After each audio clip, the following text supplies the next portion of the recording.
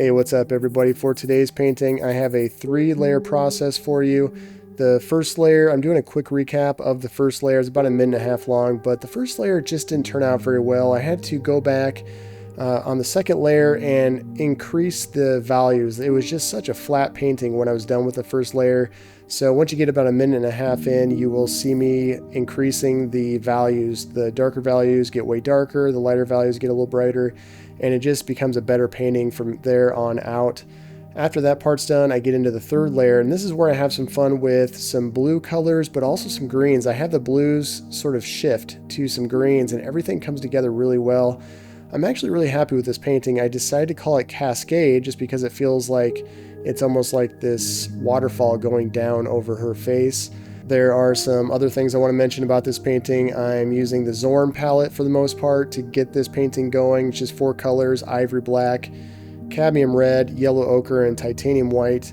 And then I start to increase the color palette into some blues on the third layer, but I basically stick with the Zorn palette for the first couple layers.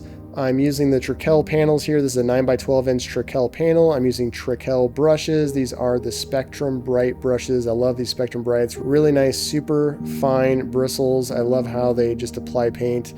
The medium I'm using is liquid through the whole thing. I'm starting to get used to this liquid. Even though it stinks really bad and it's probably terrible to have in the air, I just make sure to have a fan running really, really hard across my palette and everything so that I don't breathe this stuff in too much. I have a fairly big studio here in Des Moines, so it does change out the air pretty well.